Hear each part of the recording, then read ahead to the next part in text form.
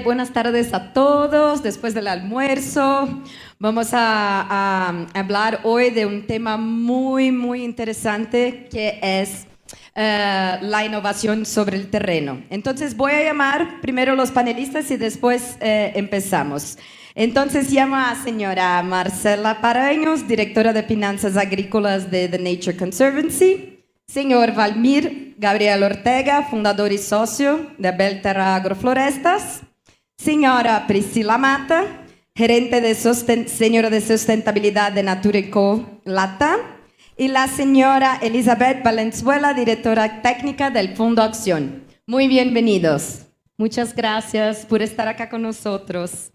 Vale, entonces el objetivo de este panel es demostrarles casos reales que muestren impacto verdadero sobre el terreno.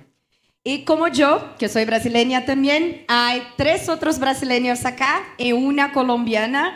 Así que este panel va a ser muy interactivo. Vamos a hablar en portugués y español. Entonces, si necesiten, tenemos traducción simultánea, está en el fondo de la sala, si necesitan de auriculares. ¿Vale? Y entonces vamos a empezar. Sabemos que existen muchos desafíos y oportunidades de innovación a través del financiamiento para lograr los ODS. Y muchas de las instituciones que están acá con nosotros saben también cómo es difícil lograr como impacto en todos los espacios y sobre el terreno. Y es justamente de esto que vamos a hablar un poquito hoy.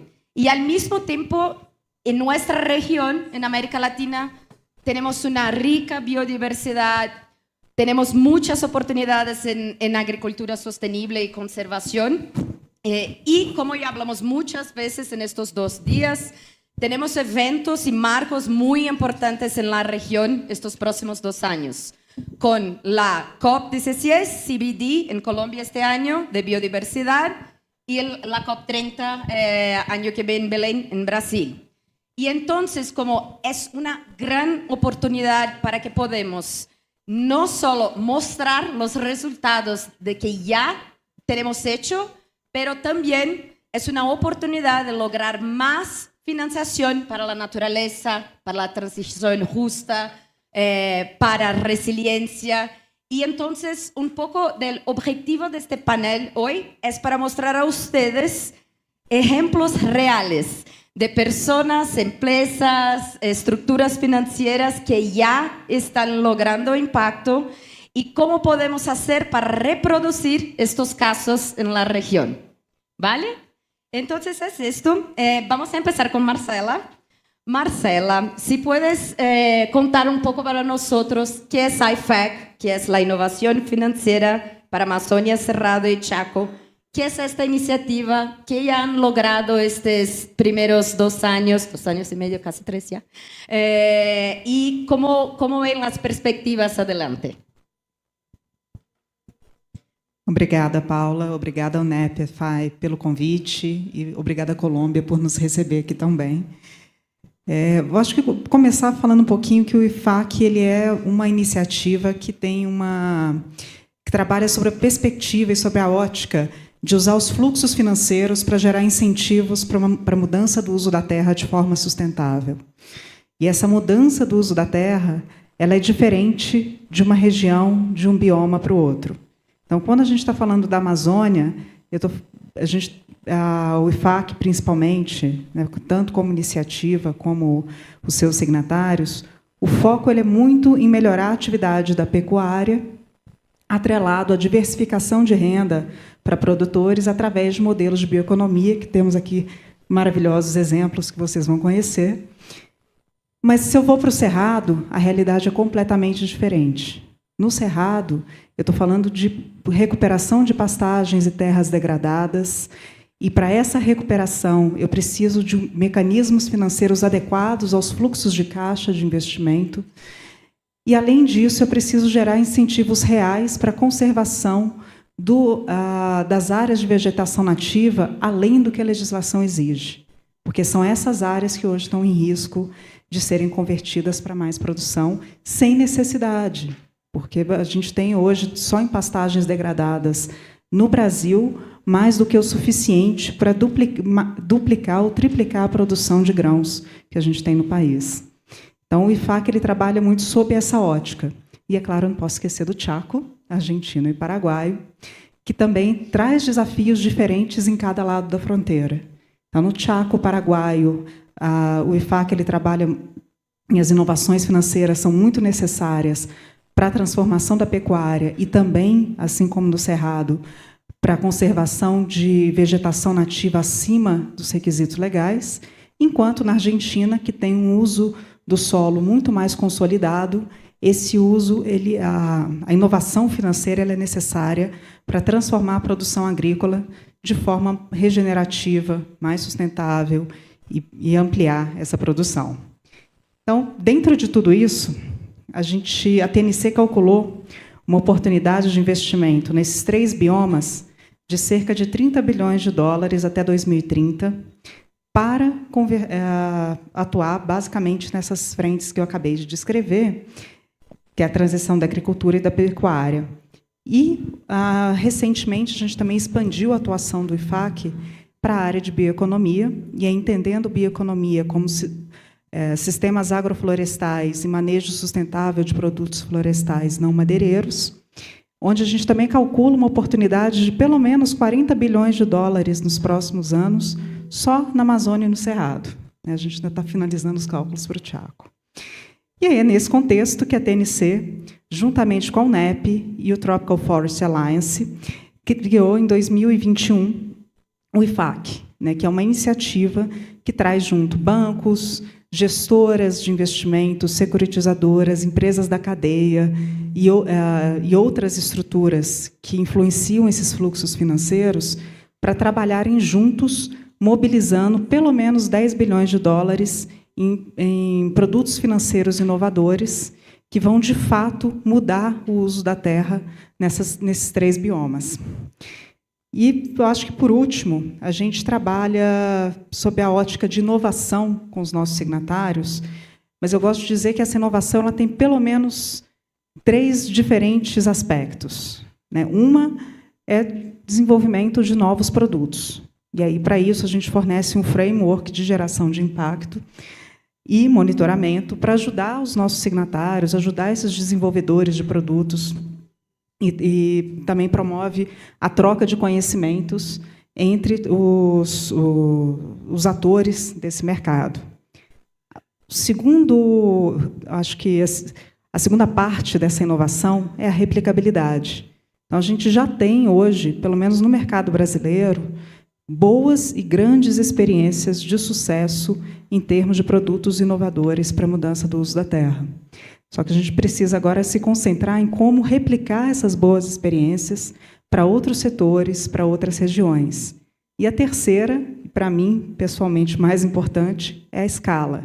E aí que realmente a gente tem um foco muito grande em apoiar os nossos signatários, os nossos parceiros e todos os operadores desse mercado em desenvolver mecanismos que realmente tenham uma escala regional para transformar o uso da terra. Mil gracias, Marcela. IFAC es una iniciativa que ya, como Marcela ha dicho, hay muchos casos que ya tenemos resultados. Entonces, hacer como una llamada, hay un reporte ya con ejemplos de esos casos en el sitio de IFAC. Entonces, después ponemos el sitio web para que puedan empezar a estudiar un poco más esos casos. Gracias. Y ahora paso la palabra a Valmir.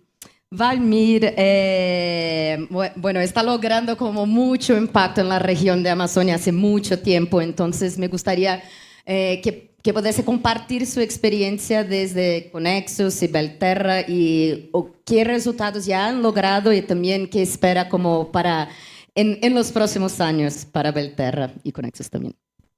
Gracias, Paula. Vou falar em português, em respeito à língua espanhola, a língua dos meus avós. E no caso da nossa jornada, a Paula falou da Conexus. A Conexus é uma organização não governamental que eu liderei a fundação dela em 2018, focada para gerar valor para as comunidades que dependem da floresta. Então, a Conexus basicamente trabalha com associações e cooperativas de pequenos produtores, de extrativistas, para fortalecer a organização dos seus negócios comunitários, brindar capital, entregar capital. A Conexus tem um fundo de empréstimo que opera empréstimo direto para esses produtores.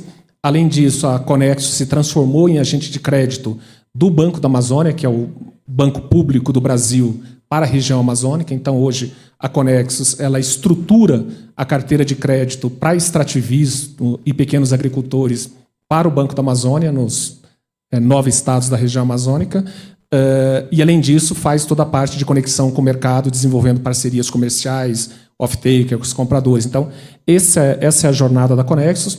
Uma novidade que é bem propícia a gente comentar aqui neste evento, a Conexus acabou de assinar uma parceria com o Banco Interamericano, com o BID, para compartilhar a experiência que a Conexus desenvolveu no Brasil com os países da Panamazônia. E a Colômbia, obviamente, é um país, Colômbia, Peru, Equador, Guiana, Suriname, tal, são países que nós vamos criar uma comunidade de aprendizado, de troca de experiências com organizações locais desses países para avançar nesse desafio de promover a bioeconomia olhando para Floresta em Pé, para as comunidades, para as organizações comunitárias. Então, essa é a jornada da Conexus. E, vivendo essa jornada da Conexus em 2018 e 2019, eu tive a oportunidade de enxergar o desafio que nós tínhamos no Brasil de restauração de áreas degradadas. O Brasil ainda tem muita floresta, principalmente na Amazônia, Cerrado nem tanto, Mata Atlântica a gente já destruiu quase tudo, mas na Amazônia, Pantanal e alguns outros biomas nós temos remanescentes relevantes. Mas, além disso, a gente tem muita área degradada. A Marcela já comentou sobre pecuária, ela não falou o número, mas as estimativas são de números superiores a 80 milhões de hectares de pastagens degradadas no Brasil.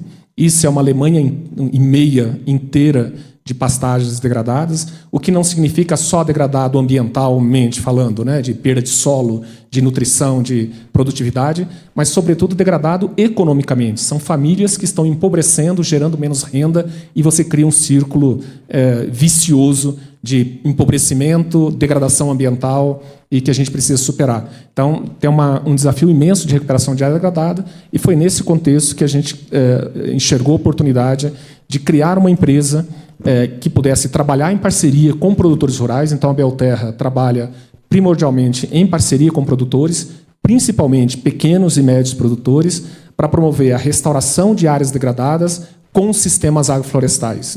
E a opção por sistemas agroflorestais, porque a gente entendeu que nós temos uma biodiversidade no Brasil, como tem aqui na Colômbia, como tem nos países vizinhos e tal, tão grande que a gente tem enormes oportunidades de gerar negócios de valores, gerar valor em negócios agroflorestais muito maior do que qualquer commodity. Nada contra a soja, contra milho, contra o gado, mas a gente pode gerar, num hectare de cacau com biodiversidade, num cacau agroflorestal, 10, 15 vezes o valor que se gera de renda líquida num hectare de soja, por exemplo, ou de pecuária. Então, há oportunidades econômicas a serem desenvolvidas e sistemas agroflorestais têm potência para gerar renda e entregar benefícios para as famílias. Além disso, se conecta com esse desafio que nós estamos aqui desde ontem discutindo, de como mitigar a crise climática, estocando carbono, de como mitigar a crise de biodiversidade que nós temos, reconectando fragmentos e criando corredores de fluxo gênico para proteger espécies que têm risco de extinção, que estão ameaçadas. Portanto, sistemas agroflorestais têm um conjunto de benefícios enormes e são modos de produção, modelos de produção muito adequados para pequenos e médios agricultores. É muito difícil fazer agrofloresta na escala que a gente faz a soja, com o grau de tecnificação que se faz com a soja. Portanto, agrofloresta é um modelo de produção que vai sempre exigir um trabalho manual muito maior, mesmo que a gente queira tecnificar, melhorar e tal. Portanto, são modelos muito adequados para pequenos e médios agricultores. E aí é o outro lado da moeda no Brasil. Nós temos 6 milhões de pequenos agricultores, a grande parte deles sem acesso a crédito, sem acesso a uma condição de comercialização justa e sem assistência técnica. Então, o nosso modelo de negócio na Belterra, nós tentamos resolver esses 3 desafios. A Belterra se concentra no desenho e no desenvolvimento dos modelos agroflorestais, quais as espécies, quais os produtos, como que a gente compõe a viabilidade econômica desse modelo. Nós operamos a estruturação financeira do modelo, então o risco financeiro da operação é da Belterra, é a Belterra que capta o investimento, a Belterra que levanta o capital, e a Belterra que faz a parceria com o produtor. Então, o produtor entra com terra, trabalho e, eventualmente, outro insumo, mas o risco financeiro de fazer essa transição da pecuária para a agrofloresta, a gente compra, de alguma forma, e a gente faz a estruturação de mercado. Então, todos os projetos que nós começamos, nós sempre tivemos um parceiro de cadeia estruturado. Assim foi na cadeia do cacau, assim está sendo na cadeia do carbono. A gente tem operações já de antecipação de crédito de carbono, já tem um fundo e um veículo estruturado a partir de capital adiantado de carbono. E agora, antecipando aqui a Priscila, a gente vai começar uma iniciativa com a Natura, que é a maior empresa e a mais sustentável empresa brasileira de cosméticos, para cadeias regenerativas de produto para os suprimentos de cosméticos. Então, a ideia é sempre começar com um parceiro da cadeia de desenvolvimento, para que a gente, mais do que simplesmente fomentar sistemas agroflorestais, a gente estruture cadeia de fornecimento de produtos regenerativos. Increíble, increíble. Estamos como mirando el caso real y cómo se puede escalar y replicar. Mil gracias, Valmir. Mil gracias. Y ahora paso la palabra a Priscila. Priscila, vamos a hablar ahorita no solo de Natura, pero de un mecanismo de financiamiento que han desarrollado para comunidades en Amazonia de bioeconomía. Y yo sé que ha sido un largo proceso para desarrollar esto. Quería que nos contara un poco de este proceso, cómo han sido, qué resultados ya han logrado y qué espera para el futuro. Bom, buenas tardes, boa tarde, também vou falar em português. Em primeiro lugar, eu queria te agradecer, Paula, pelo convite, para estar tendo a oportunidade de falar sobre a Natura e sobre esse mecanismo de financiamento aqui nesse evento tão importante que a gente está discutindo, né? Esses modelos de financiamento, esse modelo de transição justa, verde e net zero. Então, acho que é um pouco dessa experiência que eu vou contar aqui, que acho que espero que ela ajude aí os processos das instituições que estão aqui presentes, né? Primeiro, vale apresentar a Natura. A Natura é uma empresa brasileira de cosmético. Hoje, ela já é uma empresa mais ampla. Ela está na América Latina em 18 países. E hoje somos Natura &Co, né? Porque incorporamos outras empresas. Vale dizer, né, que a Natura, nos anos 2000, ela, após a COP 92, ela teve entendimento que ela deveria trabalhar com ingredientes brasileiros, né? Afinal, a gente somos de um país ou de uma região que tem uma alta biodiversidade e no setor cosmético não era os ingredientes de biodiversidade de florestas tropicais, não eram os ingredientes core, vamos dizer assim, né? Então, a partir disso, o que a Natura decidiu? Que ela ia trabalhar com povos e comunidades tradicionais, desenvolvendo ingredientes e cadeias da sociobiodiversidade para o seu modelo de negócio. Em 2011, a Natura entende que é importante ela focar em uma região e ela acaba focando na Pan-Amazônia e a gente cria o programa Natura Amazônia. Em 2018, vale dizer que, bom, a maior parte da nossa história é focada no Brasil, mas como a gente estava olhando Pan-Amazônia, a partir de 2018, a gente começa a expandir. Hoje temos presença nesse modelo de relacionamento com comunidades, um modelo de negócio também, aqui na Colômbia, no Peru e no Equador. Então, a gente vem olhando já e implementando toda essa estratégia para a Pan-Amazônia. Acho que o ponto central, né, dessa discussão hoje já foi falado num painel também, que aqui a gente tem mais de 50% das florestas tropicais do mundo. Só que, pegando um exemplo, um dado do Brasil, né, 0,1% de 175 bilhões de dólares no Brasil é movimentado enquanto mercado de produtos florestais. Então, ou seja, o que a gente vê, né? Isso a gente vem falando aqui. Temos esse potencial, tem um enorme potencial de alavancar negócio, de conservar e regenerar florestas, gerar renda e qualidade de vida, mas é um potencial que tem muitas barreiras, como o próprio Valmir falou aqui. Então, diante dessas barreiras, e a partir da nossa experiência, porque aí A gente desenvolvendo essas cadeias e esses ingredientes, a gente vivia todas essas barreiras enquanto empresa e as comunidades de relacionamento da Natura também. Então, sim, né, tem programas públicos de oferta de crédito para agricultores familiares, para comunidades, mas as comunidades não conseguiam acessar por uma série de motivos. Hoje, a gente tem relacionamento com 44 comunidades na Pan-Amazônia, mais de 10 mil famílias, e a gente já desenvolveu 44 bioingredientes para todas essas cadeias que geram parte desse nosso modelo de negócio. Mas, diante desse cenário, dessas barreiras, aí vem a história do mecanismo de financiamento. A gente entendeu que a gente precisava de um instrumento estruturante, né, para trabalhar de uma forma mais fluida, mais estruturada, nestas cadeias e conseguir suportar de uma melhor maneira toda essa estratégia da sociobioeconomia.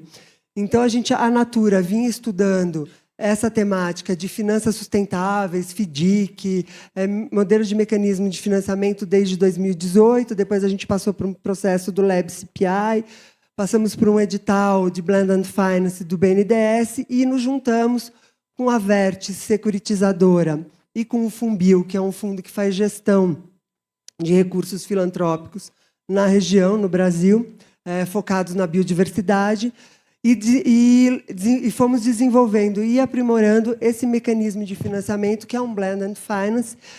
Ele tem 2 veículos, né, de financiamento. Um é de crédito, focado para comunidades e associações agroextrativistas, e um instrumento filantrópico que é fundamental para alavancar essa sociobioeconomia.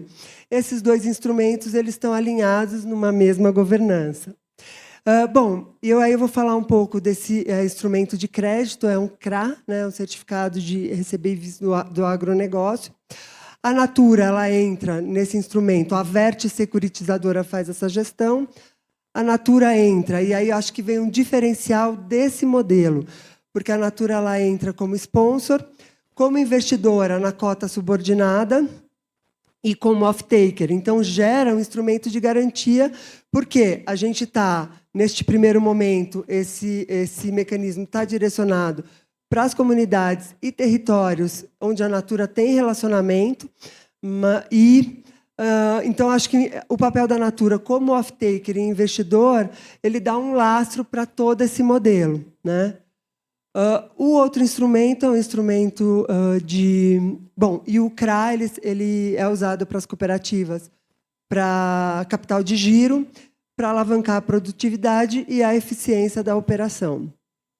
O outro instrumento é um instrumento filantrópico, e aí sim, ele tem algumas linhas temáticas de atuação. Como a gente está começando esse instrumento, a gente está focando na assistência técnica, na formação e na capacitação dessas cooperativas para a gestão financeira, porque se elas estão tomando crédito, esse é o foco principal, é uma iniciativa estruturante de longo prazo, e não é um curso, né, sobre gestão financeira, é um acompanhamento estruturado por mais de anos, e também vai investir em outras linhas temáticas, como digitalização, conservação e regeneração, que estão atrelados a todo esse modelo de cadeias da sociobiodiversidade de negócios da floresta. Para concluir, esse instrumento hoje ele entrou de fato em operação no final do ano passado, lembrando que desde 2018 estamos trabalhando, estruturando e captando recursos e desenvolvendo também, acho que um ponto central aqui é desenvolvendo os meios para adequar todos esses instrumentos de crédito e financiamento para cooperativas e associações, né? Então, tudo isso tem que ser muito customizado, e o modelo de crédito também, né? Tem que dialogar com as cooperativas e associações que participaram desse processo de construção. Esse é um outro elemento fundamental. Mas, para finalizar essa parte, né, agora a gente colocou em operação, conseguimos captar, com o aporte da Natura também, 2,5 milhões de dólares nesse primeiro momento, onde a gente chama de uma primeira fase, que a gente está customizando todo esse modelo. E já 10 cooperativas acessaram esse crédito e estão recebendo essa assistência técnica focada na gestão financeira. Acho que por hora é isso. Maravilha. Mil gracias, Priscila. Mil gracias por compartir todo el proceso y la experiencia y que ya sé que va a ser muy exitosa. Ya empezó exitosa. Y por fin, ahora vamos a salir de Brasil e ir a Colombia con Elizabeth. Elizabeth, si puede, cuéntenos un poco de todos los fondos, de su experiencia que han logrado en Fundación con los fondos de conservación que ven para el futuro también.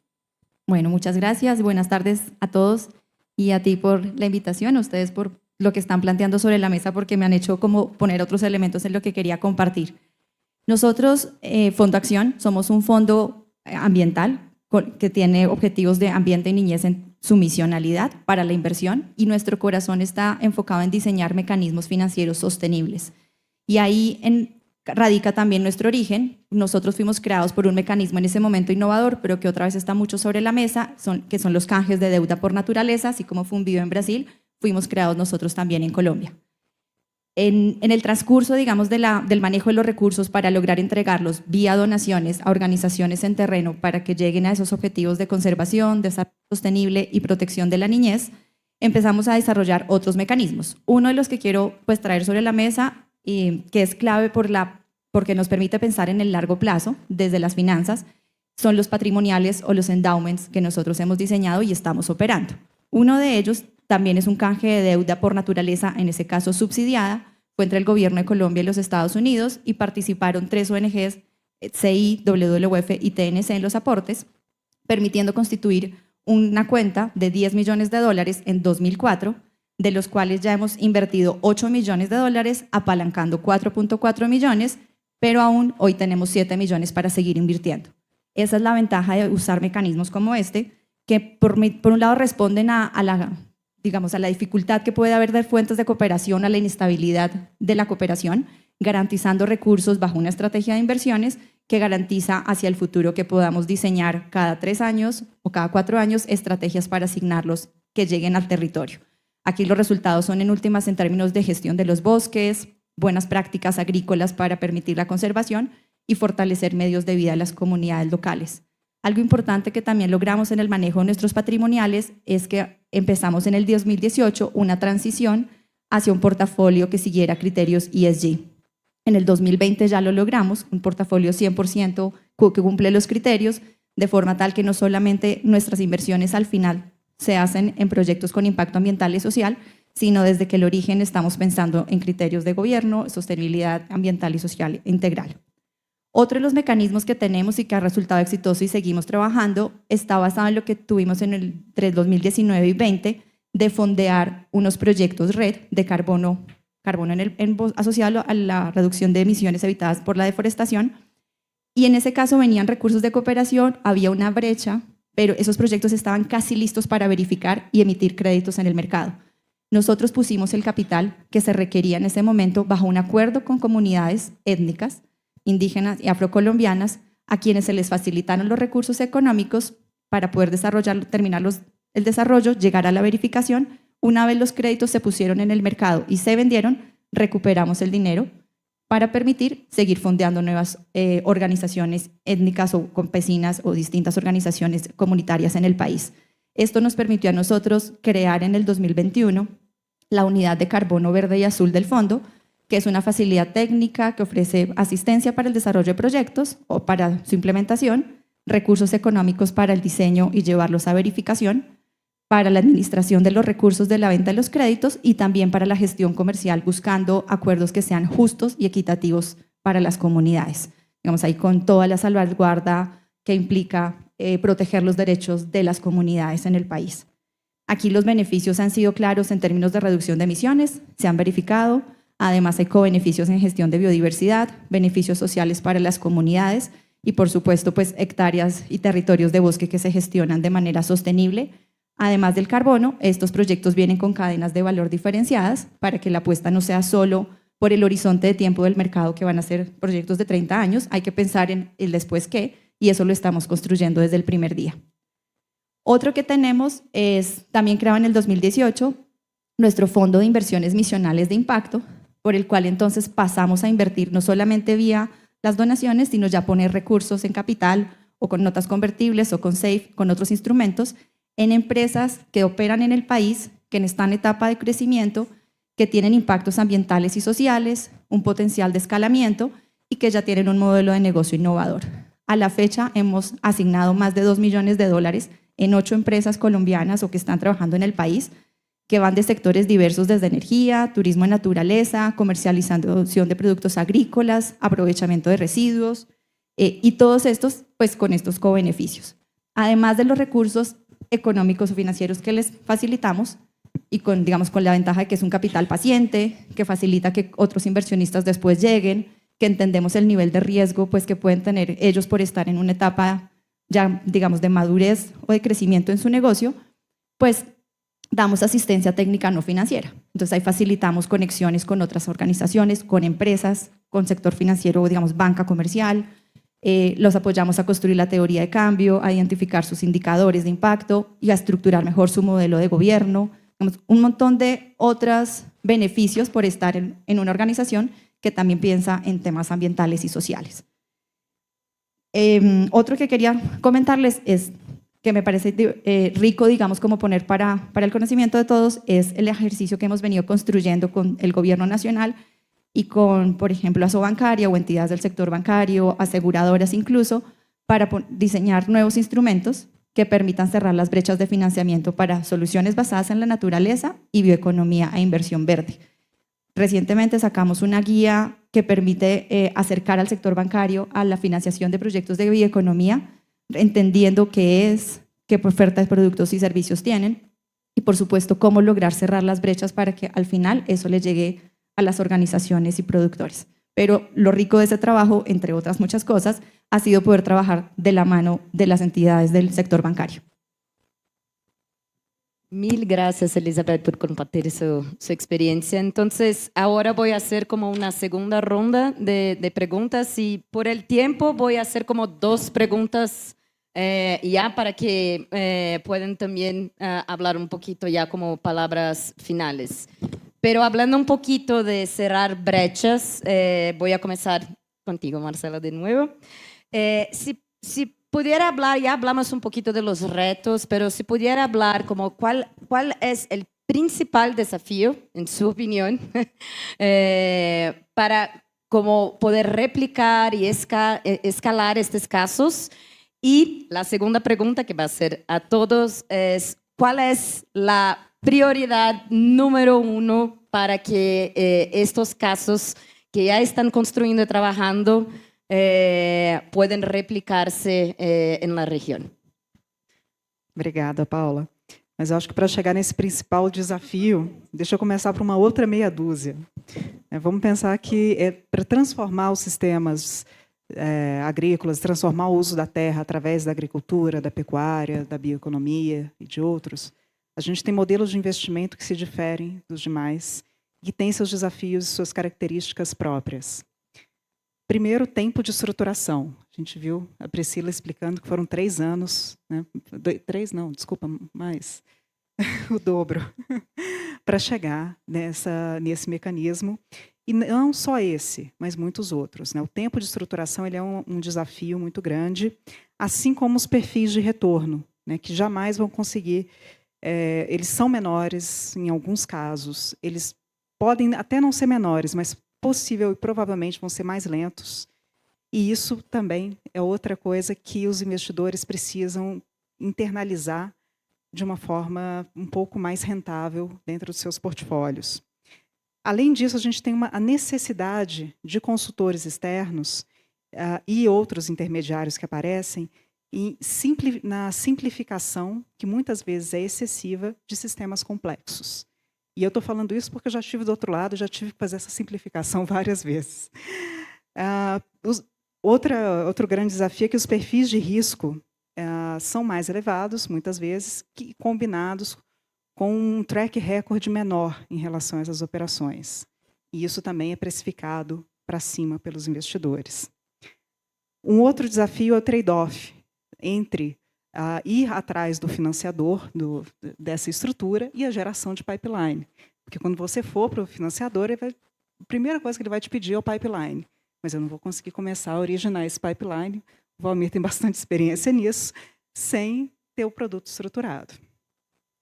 A necessidade também de flexibilidade e apoio estruturante nas condições habilitantes para esse mecanismo ser colocado, e melhorar também a compreensão sobre a qualidade dos retornos. E o que é qualidade dos retornos?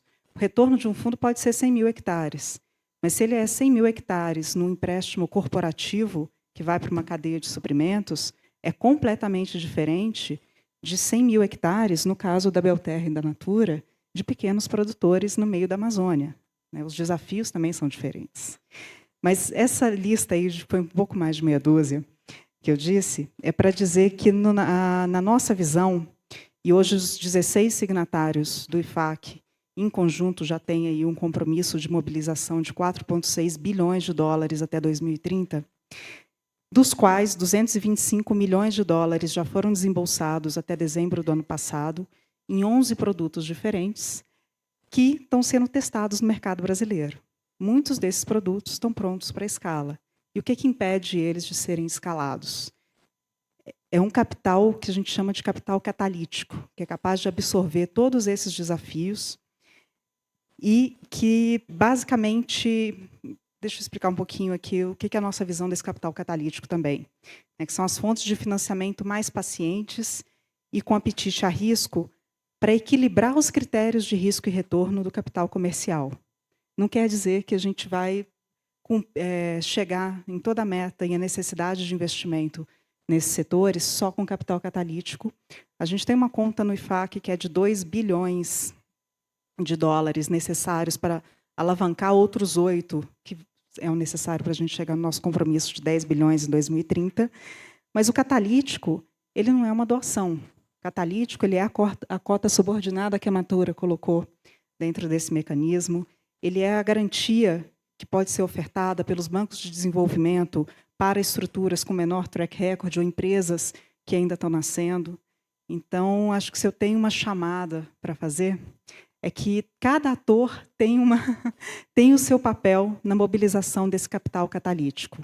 Então, as empresas têm um papel essencial na geração, na originação desse pipeline e, ao mesmo tempo, no compartilhamento de risco. Os governos e multilaterais, um papel em prover capital concessional que possa trazer esse equilíbrio, e os bancos, gestores e outros em estruturar os produtos que consigam combinar todos esses diferentes tipos de capital.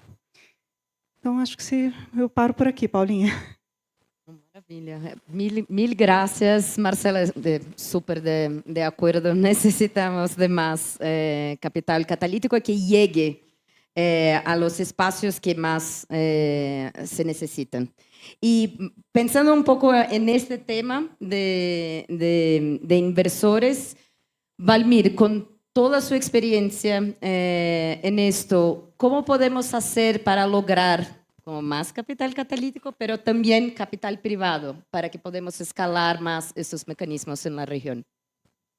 Não, acho que isso é fundamental e a impressão que eu tenho é que o interesse do capital já se apresentou, né?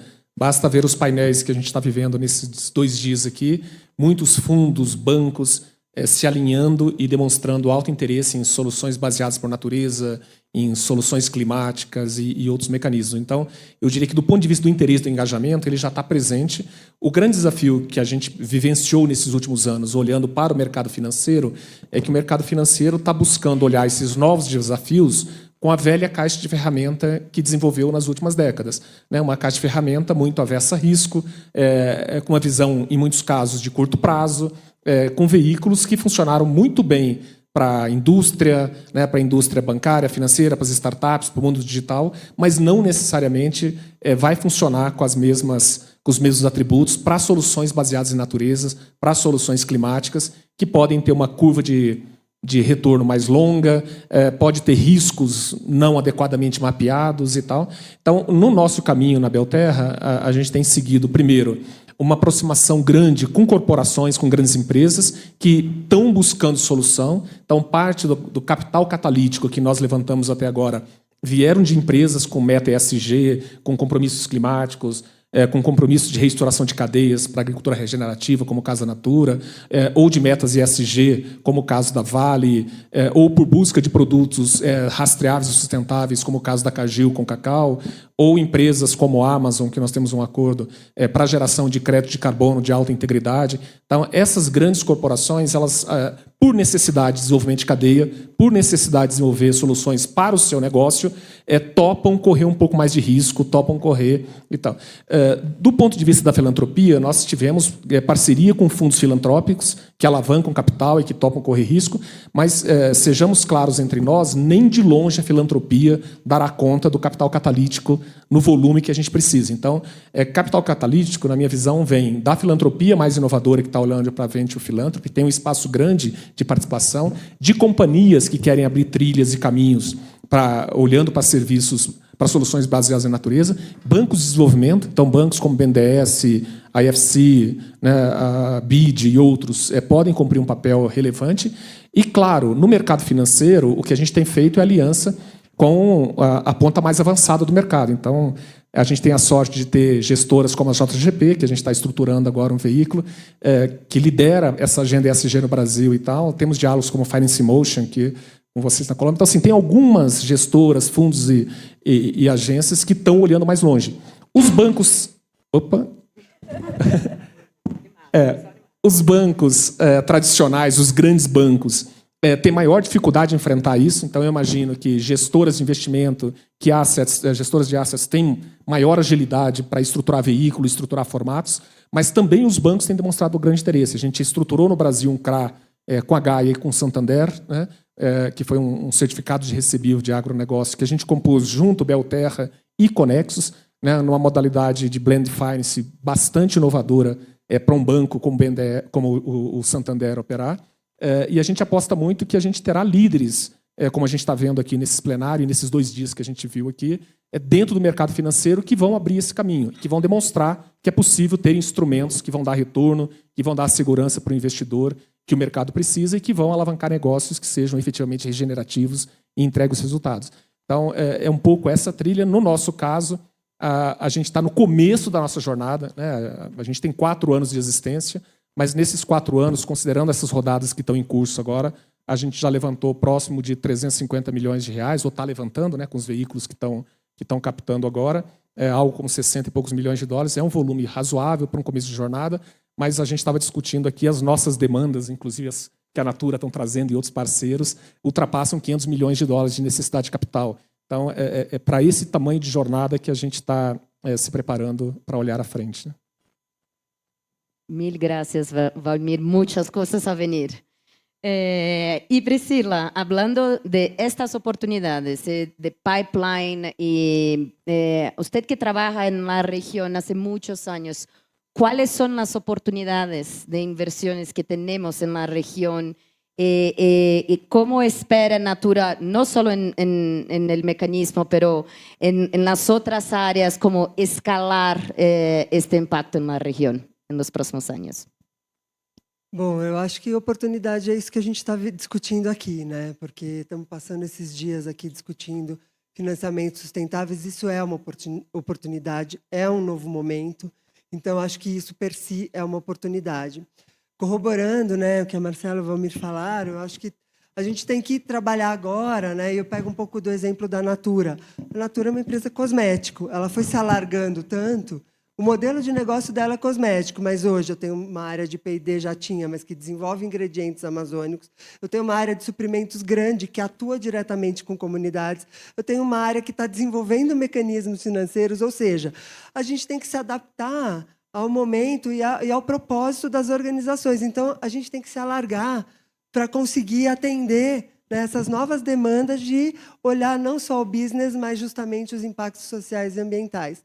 Pensando nisso, né, o que eu vejo, a experiência que a gente vem tendo, e é muito interessante também, né, quando a gente discute com os investidores, e muitos investidores clássicos, mas também vem buscando um jeito de se adaptar a atender a esse tipo de modelo, né, porque tem o que o Valmir está falando, essa demanda mais larga por capital, que é investimento em grandes projetos de sistemas agroflorestais com cadeias maiores, Mas, quando a gente começou aqui, que é essa natureza que eu falei, de pesquisas, de cadeias da sociobiodiversidade, de relacionamento com comunidades, o desafio é outro, né? Porque você está falando numa outra escala, e escala eu costumo dizer que nesse lugar é a soma de muitos e diversos, que combina muito com o modelo da floresta, que é biodiversa, e com esse modelo de comunidades que são só culturalmente diversos. É disso que eu estou falando neste primeiro momento, somado e agregado ao exemplo que o Valmir está dando, né? E aí, então, nesse ajuste de expectativa, né, de forma de trabalho, qual é o ponto central? Quando a gente fala, eu estou implementando 2,5 milhões de dólares, não é nada. Você tem um alto esforço, o valor é baixo, mas qual que é a demanda das comunidades? A demanda das comunidades não é por 10 milhões essas. Quando você soma tudo isso, você vê uma necessidade maior. Tem necessidade, sim, de capital. Mas até eles aprenderem, entenderem, gerar uma confiança, que não vai haver endividamento, enfim, que isso vai fortalecer o modelo de negócios deles, é uma jornada, é uma caminhada. Então, qual é o ponto? Muitas vezes, mas só isso que vocês estão querendo? Não, nesse primeiro momento, porque a gente também não quer, para esse público de floresta em pé, né, deste modelo que eu estou falando aqui, é andiroba, é castanha, é murumuru, né? É pataqueira, são ingredientes assim que a gente usa numa menor escala, mas que você compra de diversas comunidades. A gente está testando esse modelo. Então, acho que essa adequação, essa aproximação do capital, né? Esse ajuste, e também das comunidades, como que elas vão se fortalecer, como é que eu vou dizer? Elas vão se fortalecer, mas também ajudar a direcionar modelos financeiros que vá atender às necessidades delas. Então, esse é um ponto.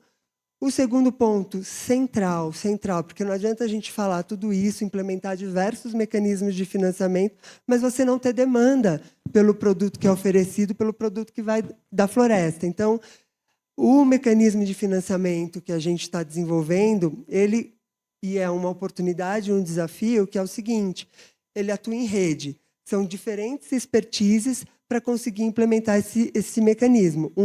Os gestores, o off-taker, as comunidades, mas a gente precisa de outros off-takers, compradores, que tenham um modelo de fair trade para participar desse mecanismo. Este é o modelo deste mecanismo que a gente está desenvolvendo. Então, todo o aprendizado e as garantias, nesse primeiro momento, estão relacionados ao modelo de negócio da Natura, que está estruturado há 20 anos, mas o que a gente quer, além de outros investidores, mais comunidades, porque a gente precisa escalar, acho que esta é a palavra, mas com esta diversidade, é justamente que se tenham outras empresas com fair trade para participar deste modelo. Acho que este é um ponto central que a gente tem que conseguir atrair empresas para esse tipo de economia da floresta. E, por fim, tem um outro ponto central, que é o modelo de governança que eu falei. Esse modelo de governança. E tudo isso a gente tem que criar um modelo, e sabemos que o mercado financeiro tem muitas regulamentações, tem muito risco, porque o dinheiro é sempre de outro, então, sim, temos que cuidar de tudo isso, das salvaguardas, mas temos que criar modelos que não são muito pesados em termos de gestão, apesar de toda a sua complexidade. E aí vem um ponto central que a gente está implementando, que é o modelo de governança. E este modelo de governança, eu acho que o sucesso de tudo isso ele só vem quando as comunidades, os beneficiários, atuam ativamente numa instância decisória. Então, é isso que a gente quer implementar, a participação das comunidades nessa instância decisória, desse modelo, desse mecanismo. Acho que isso também é um elemento fundamental. Obrigada. Mil gracias, Pri. Sin duda es un gran desafío, pero vamos a lograrlo.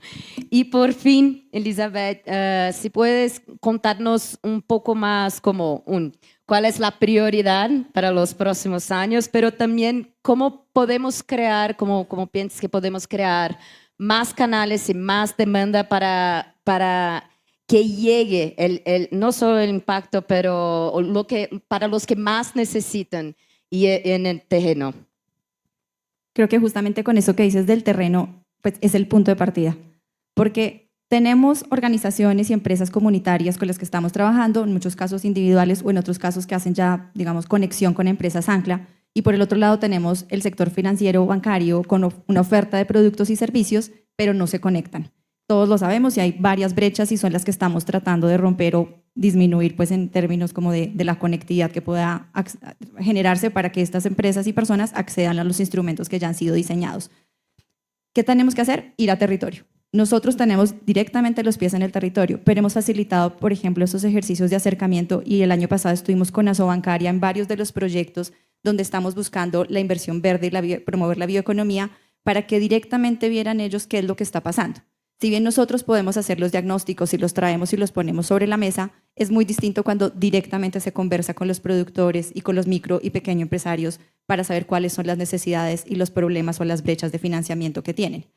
Esto va a permitir que los productos se comiencen a diseñar más contextualizados y mejor localizados a las necesidades, incluso con un enfoque de inclusión, pensando que también tenemos comunidades étnicas que no necesariamente se comunican en nuestro lenguaje y que tampoco entiendan el mundo desde nuestra misma forma de entenderlo, y hay que hacer un acercamiento para poder plantear los servicios de una forma diferenciada. Uno de los elementos claves que también hemos encontrado es que no existe conocimiento, habilidades ni herramientas financieras por parte de estas empresas y pequeñas y medianas empresas.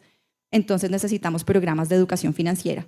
Necesitamos que tengan mejores prácticas, que puedan diseñar sus planes de negocio, que puedan manejar las deudas, sus planes de inversión y que entiendan para dónde van, pero que vayan mejorando sus capacidades y conocimientos. Eso tiene que ir de la mano también de un fortalecimiento de las organizaciones como tal, en temas de gobierno, de cómo toman decisiones, de cómo mercadean sus productos, cómo los ofrecen, y ahí tienen que, digamos, entrar proyectos con asistencia técnica, todos estos en temas no financieros, y eso viene como muy, digamos, de la vía de lo que nosotros ofrecemos como asistencia y grants tradicionales. Pero creo que el reto estará entonces en conectarnos nosotros también con otros productos y hacer verdaderos esquemas de financiamiento combinado. De modo que cuando los bancos entiendan qué es lo que está pasando en territorio, la gente tenga mejores capacidades, nosotros podemos ir cerrando algunas de esas brechas, disminuyendo el riesgo para que estos que ya tengan un nivel y un perfil distinto para acceder a los productos puedan responder y disminuir el riesgo que tiene el banco al ofrecer sus servicios o sus productos, pues digamos, vamos ahí acercando y cerrando la brecha. Otro de los puntos que creo que tenemos que madurar más en el país y tenemos un escenario muy bueno con el actual Plan Nacional de Desarrollo es el diseño y la implementación de seguros paramétricos. Necesitamos que estén en el mercado, necesitamos que se ofrezcan a la gente. Ya nosotros estamos trabajando en dos, uno para productores agropecuarios y otro para ecosistemas, para proteger ecosistemas como tal y que se reconozca en últimas ese servicio ambiental que están prestando para la protección de la vida en ciertas regiones del país. Pero eso es un reto que tenemos y ahí hay interés y voluntad por parte de las aseguradoras. Hay quienes están ya poniéndolos en el mercado, pero los que están en el lado, digamos, de las comunidades no entienden muy bien de qué se trata. El gobierno también a escala local puede que no lo entienda. ¿Cuánto cuesta pagar la prima? ¿Cómo se va a pagar? ¿De dónde van a salir los recursos? ¿Cómo entienden que eso al final es una forma de garantizar su economía y prevenir después los costos que van a estar asociados a los impactos del cambio climático? Esa lógica no la tienen todos claro, entonces de nuevo volvemos a necesitamos entender, necesitamos acercarnos y llevarlo a los contextos locales. También, por ejemplo, lo pensaba con un caso que nos ocurrió hace 2 años ya. Teníamos recursos nosotros de donaciones, estaba la empresa, una de las más grandes del sector de leche en el país, con recursos también. Uno de los bancos grandes del país también quería poner recursos de créditos, los ganaderos estaban listos y no pudimos hacer la conexión porque esos ganaderos no tenían un nivel de historia crediticia pues adecuada para acceder al crédito.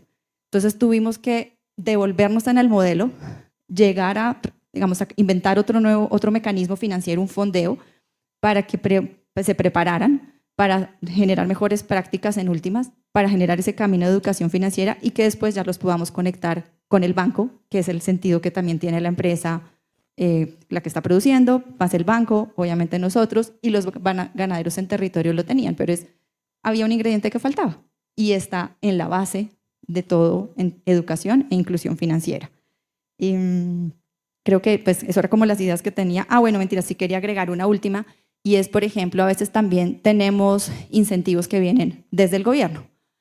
En el proyecto en el que estamos promoviendo las iniciativas de bioeconomía hay pues varias de las barreras, entonces queremos entregar recursos para que mejoren su infraestructura y mejoren condiciones sanitarias, porque, por ejemplo, hay una ley de emprendimiento en el país que facilita pues que estas empresas logren su registro ante el INVIMA, que les dice que las condiciones se cumplen. Pero, y con eso lograrían acceder a mejores mercados, que entonces les dan mejores ventas y con eso pues obviamente mejora su modelo de negocio y ya después van a poder pasar al crédito. Pero la inversión inicial que necesitan para poder cumplir las condiciones sanitarias, nadie la cierra, nadie entra a ese momento. Entonces, por supuesto, tenemos que entrar allí para, de nuevo, acercarlos, que ellos cumplan estas condiciones, con eso van a vender mejor su producto y pues con un modelo de negocio más estructurado poder acceder a la oferta de servicios que está en el mercado.